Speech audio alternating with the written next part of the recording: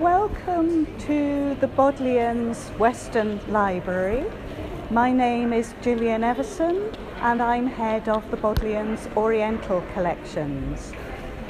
This 1930s building has been extensively refurbished and put in new order in the last couple of years, and it now forms the home for the Bodleian's manuscript and rare book collections. This is the latest jewel in the crown of the Bodleian Library, whose history traces back more than 400 years. The Bodleian Library was founded in 1602 by Sir Thomas Bodley, and the old library occupies the buildings you can see behind me, and the reading rooms there are still in use today. Sir Thomas Bodley was a diplomat in the court of Queen Elizabeth I, and because of that, from the very beginning, he had a very international vision for the Bodleian Library. It was to be founded not only for the scholars of Oxford, but also for the Republic of the Learned, for the rest of the world. So from the very beginning, our library has been interested in communicating with the rest of the scholarly world. Catalogues are very important to us. In 1610, Sir Thomas Bodley arranged a wonderful deal with the Stationer's Office, which at the time controlled all the publishing in the United Kingdom, and they gave a copy of each book that was published in the kingdom to the library, and that carries on to this very day. We receive into the library about 300,000 new items a year. We have about 9 million printed books in the collection and almost as many manuscripts and archives. We have about 30,000 e-journals, and these days we look after a scholarly population in Oxford of around 21,000 students and academic staff. We look to our international community as well and have very many visitors from outside, and this is part of what makes the University Library such an interesting and vibrant place to work.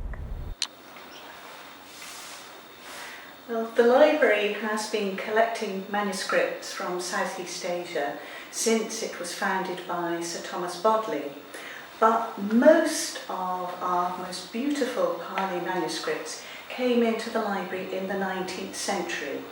One of our great treasures is this manuscript, which we believe was a presentation copy taken by monks to Sri Lanka from Thailand in the 1750s in missions to regenerate Buddhism in Sri Lanka, because the line of ordination had died out.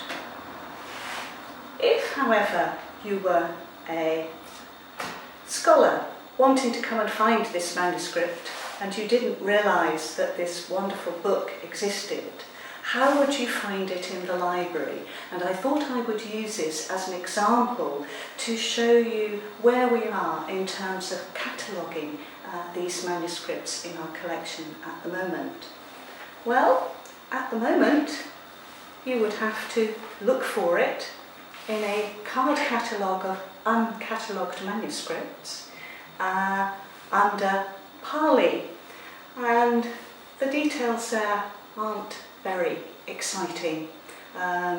It's a title and a date, sort of, and it really wouldn't tell you an awful lot about the manuscript. Certainly not all the things that we know about this manuscript since this card was made. If you were coming to look for a manuscript in our Arabic or Persian collections, your experience would be very different. You wouldn't have to come into the library to look at a card catalogue. You would dial in on your tablet, online, and you would be able to search not only for Bodleian manuscripts on this online resource, but also other major libraries in the UK. So that's the School of Oriental and African Studies in London, the British Library, Cambridge University Library, John Rylands Library in Manchester, the Royal Asiatic Society.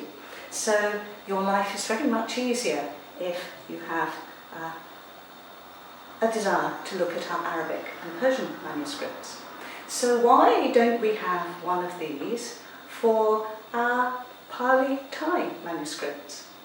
Well, the answer is that compared with Persian and Arabic collections, where the British libraries together have 16,000 manuscripts in their joint collections, and we're adding more all the time, we know when we were developing descriptive standards within the framework of TEI XML that we had a good sample of manuscript culture, and when we were making decisions about what fields to use, what attributes to use, we knew that we were making reasonable decisions.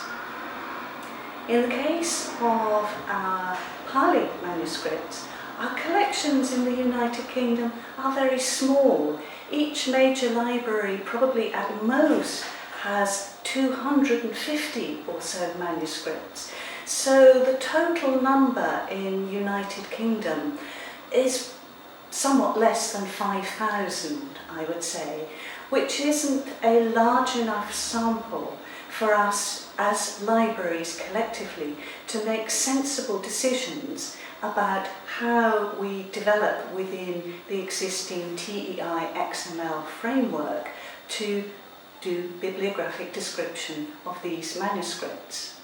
So when I heard about the formation of the Manuscript Association, I was very excited because here is an opportunity for the United Kingdom libraries to learn from a group that has access to millions of manuscripts and will be able to drive the description within TEI XML to be relevant not just to a tiny handful, but to a much larger manuscript culture.